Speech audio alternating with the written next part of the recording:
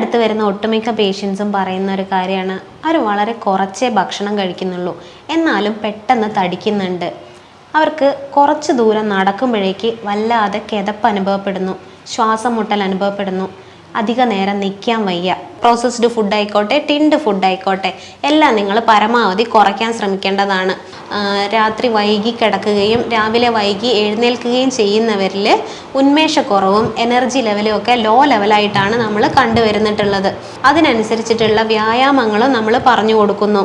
ഇതനുസരിച്ച് അവർ നീങ്ങുന്ന സമയത്ത് അവർക്ക് ഒരു 5-6 മാസത്തിനുള്ളിൽ തന്നെ അവർക്ക് കാര്യമായിട്ടുള്ള റിസൾട്ട് കാണാവുന്നതാണ്. ഹായ്, ഞാൻ ഡോക്ടർ അംബ്ലി, Q1 ഹെൽത്ത് കെയറിലെ ലൈഫ് സ്റ്റൈൽ ഫിസിഷ്യനാണ്.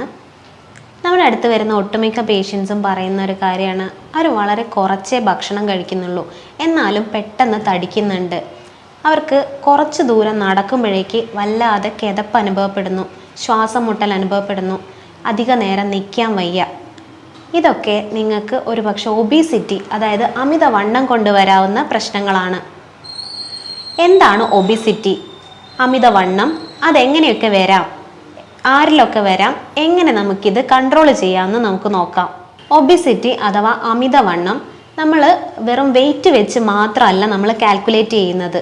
അതിന് ഹൈറ്റും കൂടി വെച്ചിട്ട് നമ്മൾ BMI, അതായത് ബോഡി മാസ് ഇൻഡെക്സ് എന്ന് പറയുന്ന ഒരു സൂചിക വെച്ചിട്ടാണ് നമ്മൾ ഒരാളെ അമിതവണ്ണം ഉള്ള ആളായിട്ട് കണക്കാക്കുന്നത്. എങ്ങനെയാണ് നമ്മളിത് കാൽക്കുലേറ്റ് ചെയ്യുന്നതെന്ന് നോക്കാം. Weight in kilogram divided by height in metre square, ഈ വെച്ചിട്ടാണ് നമ്മൾ ബോഡി മാസ് ഇൻഡെക്സ്, ഇത് സൂചിക വെച്ചിട്ടാണ് നമ്മൾ ഒരാളുടെ വണ്ണം കണക്കാക്കുന്നത്. ഇത് 18 മുതൽ 25 വരെയാണെങ്കിൽ നമ്മൾ നോർമൽ ലെവലിലായിട്ടാണ് കണക്കാക്കുന്നത്. 18-ൽ താഴെയാണെങ്കിൽ നിങ്ങൾ അണ്ടർ വെയ്റ്റ്, അതായത് നിങ്ങൾക്ക് വെയ്റ്റിൽ കുറവാണെന്നാണ് സൂചിപ്പിക്കുന്നത്. ഇനി നിങ്ങൾ 25-ന് മുകളിലാണെങ്കിൽ, 25 മുതൽ 30 വരെ ആണെങ്കിൽ നിങ്ങൾ ഓവർ വെയ്റ്റ്, അമിതവണ്ണത്തിലേക്ക് നീങ്ങുകയാണെന്നാണ് അത് സൂചിപ്പിക്കുന്നത്. 30 മുതൽ 40 വരെയായിട്ട് നമ്മൾ ക്ലാസ്സുകളായിട്ട് അമിതവണ്ണത്തിനെ തരംതിരിച്ചിട്ടുണ്ട്. അതായത് ക്ലാസ് 1, ക്ലാസ് 2, ക്ലാസ് 3 ഒക്കെ. ഇതൊക്കെ നിങ്ങൾക്ക് ഡേഞ്ചറസ് ആയിട്ട് വരുന്ന അമിതവണ്ണത്തിൻ്റെ സൂചകങ്ങളാണ്. ഇനി നമുക്ക് എന്തൊക്കെ കാരണങ്ങൾ കൊണ്ട് ഒബിസിറ്റി വരാമെന്ന് നോക്കാം. മെയിനായിട്ട് 2 കാര്യങ്ങളാണ് പറയുന്നത്, എൻഡോജീനിയസും എക്സോജീനിയസും. എക്സോജീനിയസിൽ മെയിനായിട്ട് പറയുന്നത് വ്യായാമത്തിൻ്റെ അഭാവം തന്നെയാണ്. നമ്മൾ ആരും ഇപ്പം വ്യായാമം ചെയ്യാനൊന്നും അധികമായിട്ട് മെനക്കെടാറില്ല. എല്ലാവരും ഓരോ കാര്യങ്ങളായിട്ട് മുന്നോട്ട് പോകുന്നു. കൂടാതെ തെറ്റായിട്ടുള്ള ഭക്ഷണ രീതി, അതും നമുക്ക് ദോഷകരമാണ്. ഇത് നമ്മളിൽ കൂടുതൽ കൊഴുപ്പടിയാനും കാർബോഹൈഡ്രേറ്റിൻ്റെ മെറ്റബോളിസം കുറയാനും അങ്ങനെ നമ്മളിൽ കൂടുതലായിട്ട് ഫാറ്റ് ഡെപ്പോസിഷൻ വരാനും ഒക്കെ കാരണമാവുന്നുണ്ട്. ഇനി പറയുന്നത് എൻഡോജീനിയസ് ആയിട്ടുള്ള കാര്യങ്ങളാണ്. അത് നിങ്ങൾക്ക് ചിലപ്പോൾ ചില രോഗങ്ങളെ കൊണ്ട് വരാവുന്നതാണ്.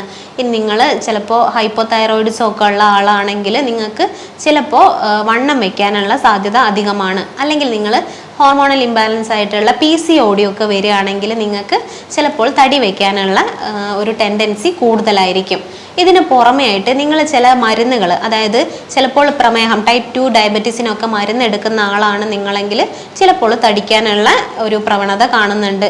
ഇത് പുറമേ ആയിട്ട് നിങ്ങൾ മാനസിക വിഭ്രാന്തിക്കൊക്കെ എന്തെങ്കിലും മരുന്ന് എടുക്കുന്ന ആൾക്കാരൊക്കെ ആണെങ്കിൽ ചിലപ്പോൾ നിങ്ങൾക്ക് ഒരു പക്ഷേ തടി കൂടാനുള്ള കാരണം വരുന്നുണ്ട്. ഇനി അമിതവണ്ണം കൊണ്ട് നമുക്ക് വരാവുന്ന രോഗങ്ങൾ എന്തൊക്കെയാണെന്ന് നോക്കാം. ആദ്യമായിട്ട് പറയുന്നത് പ്രമേഹം, ടൈപ്പ് 2 ഡയബറ്റീസ് മെലിറ്റസ് ആണ്. നമ്മളിൽ അമിതവണ്ണം കൂടുന്ന സമയത്ത് അതുവഴി ഇൻസുലിൻ റെസിസ്റ്റൻസ്, കാർബോഹൈഡ്രേറ്റിൻ്റെ മെറ്റബോളിസം കുറയുന്നു, ഇൻസുലിൻ്റെ റെസിസ്റ്റൻസ് കൂടുകയും ഇത് മെറ്റബോളിക് സിൻഡ്രം പോലെയുള്ള അവസ്ഥകളിലേക്ക് എത്തുകയും ചെയ്യുന്നു. ഇങ്ങനെ നമുക്ക് പ്രമേഹം, അതായത് ടൈപ്പ് 2 ഡയബറ്റീസ് മെലിറ്റസ് ഒക്കെ ഉണ്ടാവാൻ കാരണമാകുന്നുണ്ട്.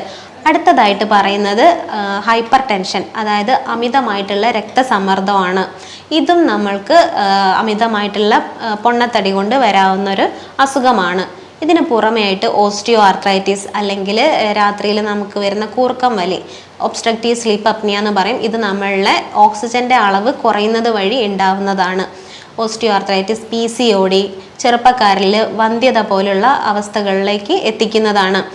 പൊണ്ണത്തടി മൂലം ഹാർട്ടിൽ നിങ്ങൾക്ക് ഹാർട്ട് അറ്റാക്ക് പോലെയുള്ള അസുഖങ്ങൾ വരാൻ സാധ്യത കൂടുതലാണ്. ലിവറിൽ നിങ്ങൾക്ക് ലിവർ ഫെയിലിയറോ അല്ലെങ്കിൽ ഫാറ്റി ലിവർ പോലെയുള്ള അസുഖങ്ങൾ വരാൻ കാരണമാവുന്നുണ്ട്.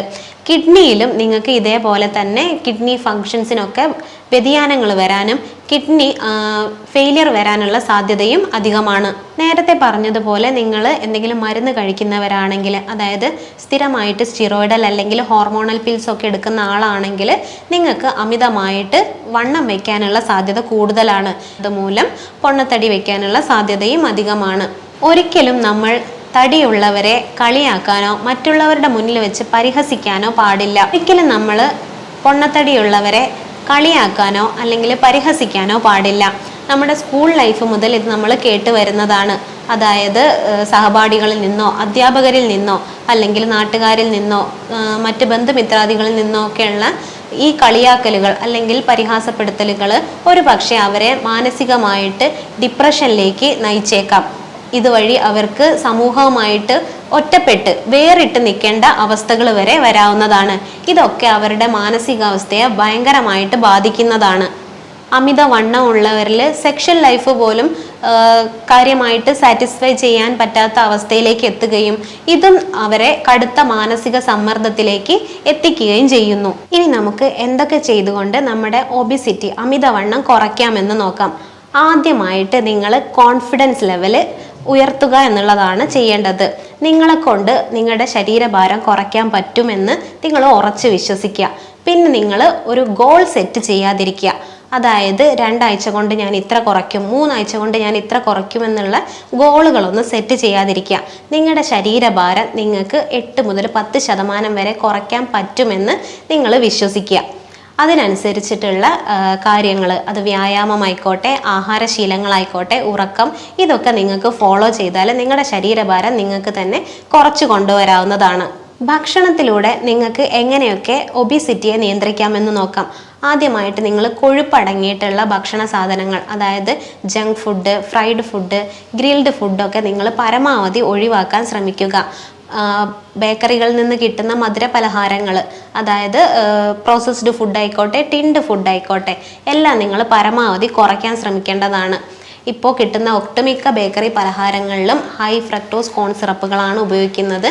ഇത് നിങ്ങൾ പരമാവധി ഉപേക്ഷിക്കേണ്ടതാണ്. കൂടാതെ നിങ്ങൾ റെഡ് മീറ്റുകൾ ഉപയോഗിക്കുന്ന ആളാണെങ്കിൽ, അതായത് ബീഫ്, പോർക്ക്, മട്ടൻ, താറാവ് തുടങ്ങിയൊക്കെ ഉപയോഗിക്കുന്ന ആൾക്കാരാണെങ്കിൽ നിങ്ങളത് പരമാവധി കുറയ്ക്കുക. ഭക്ഷണങ്ങളിൽ നിങ്ങൾ മീൻ വറുത്തത് അല്ലെങ്കിൽ ചിക്കൻ വറുത്തതൊക്കെ വറുത്തതായിട്ട് കൂടുതൽ കഴിക്കുന്ന ആൾക്കാരാണെങ്കിൽ അതും നിങ്ങളൊന്ന് പരമാവധി കുറയ്ക്കാൻ ശ്രമിക്കേണ്ടതാണ്. എണ്ണയിൽ വറുത്തതും പൊരിച്ചതുമായിട്ടുള്ള ഭക്ഷണ സാധനങ്ങൾ പരമാവധി കുറയ്ക്കുക. വീട്ടിലുണ്ടാക്കുന്ന മധുര പലഹാരങ്ങൾ അതും പരമാവധി നിങ്ങൾ ഒഴിവാക്കാൻ ശ്രമിക്കേണ്ടതാണ്. കൂടാതെ നിങ്ങൾ പാലുൽപ്പന്നങ്ങളൊക്കെ അമിതമായിട്ട് എടുക്കുന്ന ആൾക്കാരാണെങ്കിൽ അതിൻ്റെ അളവൊക്കെ ഒന്ന് കുറച്ച് കൊണ്ടുവരേണ്ടതാണ്. ഇനി നിങ്ങൾക്ക് എന്തൊക്കെ ഭക്ഷണത്തിൽ ഉൾപ്പെടുത്താമെന്ന് നോക്കാം. നിങ്ങൾ വെള്ള അരി അധികമായിട്ട് കഴിക്കുന്ന ആൾക്കാരാണെങ്കിൽ അതിൻ്റെ അളവ് ഒന്ന് കുറയ്ക്കേണ്ടതാണ്. നിങ്ങൾ 1 ബൗൾ അല്ലെങ്കിൽ 2 ബൗളൊക്കെ എടുക്കുന്ന ആൾക്കാരാണെങ്കിൽ നിങ്ങൾ ആ ബൗളിൻ്റെ 1/3 അരി എടുക്കുകയും ബാക്കി ഭാഗങ്ങൾ നിങ്ങൾ പച്ചക്കറികൾ കൊണ്ടോ അല്ലെങ്കിൽ ഇലക്കറികൾ കൊണ്ടോ നിറയ്ക്കേണ്ടതാണ്. കൂടാതെ നിങ്ങൾ സാലഡ്സുകൾ അധികമായിട്ട് ഉൾപ്പെടുത്താൻ ശ്രമിക്കേണ്ടതാണ്. അതായത് ബീട്രൂട്ട്, ക്യാരറ്റ്, സാലഡ് വെള്ളരിയൊക്കെ പോലെയുള്ളത് കൂടുതലായിട്ട് ഉൾപ്പെടുത്താൻ ശ്രമിക്കേണ്ടതാണ്.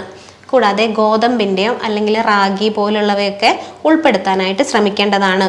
ചായ, കാപ്പിയൊക്കെ പാലുപയോഗിച്ച് കഴിക്കുന്ന ആൾക്കാരാണ് നിങ്ങളെങ്കിൽ അതൊക്കെ ഒന്ന് കുറച്ചിട്ട് ഗ്രീൻ ടീ അല്ലെങ്കിൽ കറുവപ്പട്ട ഇട്ട വെള്ളമൊക്കെ നിങ്ങൾ കൂടുതലായിട്ട് ഉപയോഗിക്കേണ്ടതാണ്. ഇതിനൊക്കെ പുറമേ ആയിട്ട് നിങ്ങൾ വ്യായാമം കൃത്യമായിട്ട് ശീലിക്കേണ്ടതാണ്. ഡെയിലി നിങ്ങൾ വ്യായാമം ചെയ്യുന്നത് വളരെയധികം നല്ലതാണ്. ആഴ്ചയിൽ 5 ദിവസമെങ്കിലും നിങ്ങൾ വ്യായാമം ചെയ്യാൻ ശീലിക്കേണ്ടതാണ്. 45 മുതൽ 1 മണിക്കൂർ വരെ നിങ്ങൾ വ്യായാമം ചെയ്യുന്നത് നിങ്ങളുടെ ശരീരത്തിന് ഒരുപാട് നല്ലതാണ്. ഡെയിലി നിങ്ങൾക്ക് ചെയ്യാൻ പറ്റുന്നത് അത് വാക്കിംഗ് ആവാം, ജോഗിങ് ആവാം, സൈക്ലിംഗ് ആവാം, അല്ലെങ്കിൽ സ്വിമ്മിങ് പോലെയുള്ള എയറോബിക് എക്സസൈസുകൾ നിങ്ങൾക്ക് ശീലിക്കാവുന്നതാണ്. അതല്ലെങ്കിൽ സൂംബ പോലുള്ള ഡാൻസ് പ്രാക്ടീസുകൾ നിങ്ങൾക്ക് ചെയ്യാവുന്നതാണ്. ഇങ്ങനെയൊക്കെ നമുക്ക് ഒബിസിറ്റിയെ ഒരു പരിധി വരെ നമുക്ക് കൺട്രോൾ ചെയ്യാൻ സാധിക്കുന്നതാണ്. നടന്നു പോകാൻ പറ്റുന്നിടത്തിലൊക്കെ നടന്നു പോകാനും ലിഫ്റ്റിന് പകരം നമുക്ക് സ്റ്റെപ്പുകൾ ഉപയോഗിച്ച് തന്നെ നമ്മൾ നടന്നു കയറാൻ ശ്രമിക്കേണ്ടതുമാണ്. ചെറിയ കുട്ടികളിലടക്കം നമ്മളിപ്പോൾ പൊണ്ണത്തടി, അതായത് ഒബിസിറ്റി കണ്ടുവരുന്നുണ്ട്. അതായത് സ്കൂൾ വിട്ട് വന്ന് കഴിഞ്ഞിട്ടുണ്ടെങ്കിൽ ഇവർക്ക് ടി വിയോ അല്ലെങ്കിൽ മൊബൈലോ കണ്ട് സ്നാക്സ് കഴിച്ചുകൊണ്ടിരിക്കുന്നതായിരിക്കാം അവരുടെ ശീലം. ഇത് ഒഴിവാക്കിയിട്ട് അവരെ നമ്മൾ കളിക്കാനായിട്ട് അവരുടെ സുഹൃത്തുക്കളോടൊപ്പം വിടേണ്ടതാണ്. ഇങ്ങനെയൊക്കെ നമുക്ക് അവരിലെ പൊണ്ണത്തടി കുറയ്ക്കാവുന്നതാണ്. നിങ്ങൾ അമിതമായിട്ട് പുകവലിക്കുന്ന ആളാണെങ്കിൽ അല്ലെങ്കിൽ മദ്യപിക്കുന്ന ആളാണെങ്കിൽ അത് ജീവിതത്തിൽ നിന്ന് പരമാവധി അവോയ്ഡ് ചെയ്യാൻ ഒഴിവാക്കാനായിട്ട് നിങ്ങൾ ശ്രമിക്കേണ്ടതാണ്. മദ്യപിക്കുന്ന ഒട്ടുമിക്ക ആൾക്കാരിലും പൊണ്ണത്തടിയും അതുമായിട്ട് ബന്ധപ്പെട്ട് മറ്റ് അസുഖങ്ങളും കണ്ടുവരുന്നുണ്ട്. ഇതിനൊക്കെ പുറമേ ആയിട്ട് നിങ്ങൾ ഉറക്കം, നേരത്തെ കിടന്ന് നേരത്തെ എഴുന്നേൽക്കുന്ന ശീലത്തിലേക്ക് എത്തേണ്ടതാണ്. രാത്രി വൈകി കിടക്കുകയും രാവിലെ വൈകി എഴുന്നേൽക്കുകയും ചെയ്യുന്നവരിൽ ഉന്മേഷക്കുറവും എനർജി ലെവലും ഒക്കെ ലോ ലെവലായിട്ടാണ് നമ്മൾ കണ്ടുവരുന്നിട്ടുള്ളത്. അതിനായിട്ട് നിങ്ങൾ ഉറക്കം മസ്റ്റായിട്ട്, അതായത് എന്നും ഒരു 7-8 മണിക്കൂർ നിങ്ങൾ ഡെയിലി ഉറങ്ങേണ്ടതാണ്. കൃത്യമായിട്ടുള്ള ആഹാര രീതിയും ചിട്ടയായിട്ടുള്ളൊരു ഭക്ഷണക്രമവും കൊണ്ട് കൃത്യമായിട്ടുള്ള ഉറക്കവും കൊണ്ട് നമുക്ക് ഒബിസിറ്റി, അതായത് നമ്മുടെ അമിതവണ്ണത്തെ നിയന്ത്രിക്കാവുന്നതാണ്. കൂടാതെ ഹോമിയോപ്പതിയിൽ ഇതിന് കൃത്യമായിട്ടുള്ള മരുന്നുകൾ ലഭ്യമാണ്. നമ്മുടെ ക്ലിനിക്കിൽ വരുന്ന പേഷ്യൻസിനെ അവർക്കനുസരിച്ചിട്ടുള്ള ഡയറ്റ് ആൻഡ് റെജിമെൻ ഫോളോ ചാർട്ടൊക്കെ നമ്മൾ കൊടുക്കുകയും അതിനനുസരിച്ചിട്ടുള്ള വ്യായാമങ്ങളും നമ്മൾ പറഞ്ഞു കൊടുക്കുന്നു. ഇതനുസരിച്ച് അവർ നീങ്ങുന്ന സമയത്ത് അവർക്ക് ഒരു 5-6 മാസത്തിനുള്ളിൽ തന്നെ അവർക്ക് കാര്യമായിട്ടുള്ള റിസൾട്ട് കാണാവുന്നതാണ്. അടുത്തൊരു വീഡിയോയിൽ പുതിയ ടോപ്പിക്കുമായിട്ട് വരാം. നന്ദി.